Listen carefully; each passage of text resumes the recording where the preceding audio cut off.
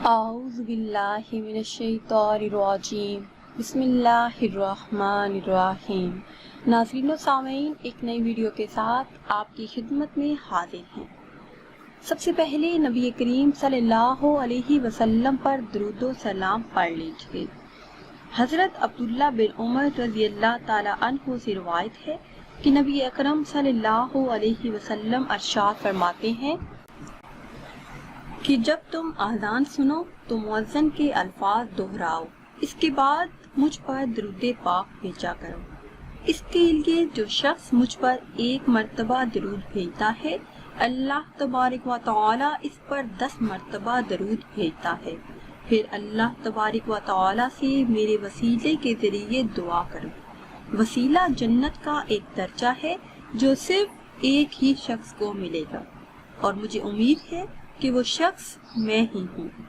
بس جو شخص میرے اللہ سے وسیلہ کی دعا کرے گا، اس پر میری شفاعت واجب ہو جائے گی۔ ناظرین و سامعین، بہت سے کام ایسے ہیں جو اللہ تبارک و تعالی ہی کر سکتا ہے، ہم نہیں کر سکتے۔ جیسے روزی اللہ پاک ہی دیتا ہے، ہم نہیں دے سکتے۔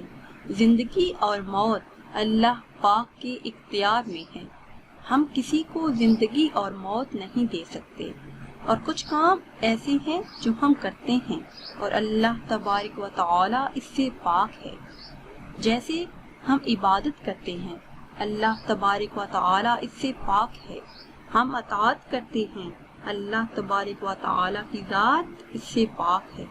ہم سجدے کرتے ہیں، اللہ تبارک و تعالی کی ذات اس سے پاک ہے۔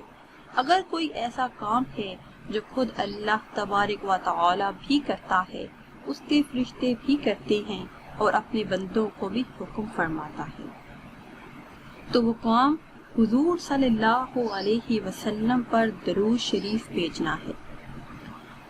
اللہ تبارک و تعالی قرآن کریم میں ارشاد فرماتے ہیں کہ میں اور میرے فرشتے نبی کریم صلی اللہ علیہ وسلم پر درود و سلام کا نذرانہ پیش کرتے ہیں۔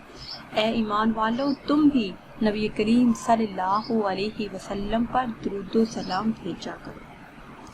احادیث شریف میں ہے کہ جس دعا کے اول اور آخر میں درود پاک پڑھا جائے، وہ دعا رد نہیں کی جاتی بلکہ قبول کی جاتی ہے۔ آپ دنیا کا جائزہ لیجئے، جب کوئی فقیر کسی شخص کے دروازے پر جاتا ہے تو وہ بھکاری، سائل، منگتا سب سے پہلے سخی کی اولاد کے لیے دعا کرتا ہے، اس کی ماں کی سلامتی کے لیے دعا کرتا ہے۔ تو سخی سمجھ جاتا ہے کہ بھکاری سلیقہ مند ہے، اس کو خالی ہاتھ لوٹانا مناسب نہیں۔ اسی طرح جب مالک حقیقی سے ہم کچھ مانگتے ہیں تو وہ مالک کہتا ہے، اے میرے بندے، میں اولاد سے پاک ہوں، دھن دولت سے بے نیاز ہوں۔ جب میرے یہاں مانگنے کے لیے آؤ تو میرے نبی کریم صلی اللہ علیہ وسلم پر درود پاک پڑھتے ہوئے آؤ، میں تمہیں خالی ہاتھ واپس نہیں کروں گا بلکہ تمہارے دامن مقدس کو بھر دوں گا۔ ناظرین و سامعین، آتے ہیں اپنی آج کی ویڈیو کی جانب۔ آج کی اس خاص ویڈیو میں بات کریں گے کہ آپ کس طرح دھوکے سے بچ سکتے ہیں، کس طرح آنکھوں سے دھوکے باز انسان کو پہچان سکتے ہیں۔ حضرت علی رضی اللہ تعالی عنہ رستے سے گزر رہے تھے تو ایک شخص روتا ہوا آپ کے پاس آیا اور کہنے لگا کہ یا علی رضی اللہ تعالی عنہ، جس سے بھی میرا واسطہ پڑتا ہے وہ مجھے سوائے تکلیف کے کچھ نہیں دیتا۔ سکون برباد ہو چکا ہے، گھر کاروبار سب ڈوب چکا ہے۔ یا علی رضی اللہ تعالی عنہ، کوئی ایسا عمل بتائیے جس سے میں دھوکے باز انسان کو پہچان پاؤں اور دھوکے سے بچ سکوں۔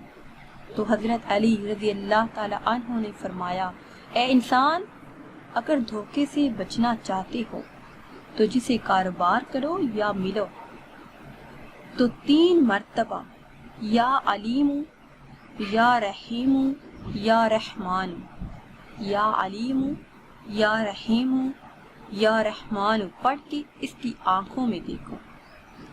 اگر وہ نظریں چرانے لگے تو سمجھ جانا کہ یہ انسان تمہارے لیے بہتر نہیں۔ اگر وہ انسان مطمئن رہے، مسکرانے لگے، تو سمجھ جانا کہ یہ انسان تمہارے لیے بہتر ہے اور تم اس پر بھروسہ کر سکتے ہو۔ ناظرین و سامعین، امید کرتے ہیں کہ آج کی یہ خاص ویڈیو آپ کو پسند آئی ہوگی۔ اگر ویڈیو آپ کو اچھی لگی ہے تو اسے شیئر کریں اور لائک کریں، اور نئی ویڈیو کے لیے ہمارے چینل کو سبسکرائب کریں۔ پھر حاضر ہوں گے ایک نئی ویڈیو کے ساتھ۔ اجازت دیجیے، اللہ حافظ۔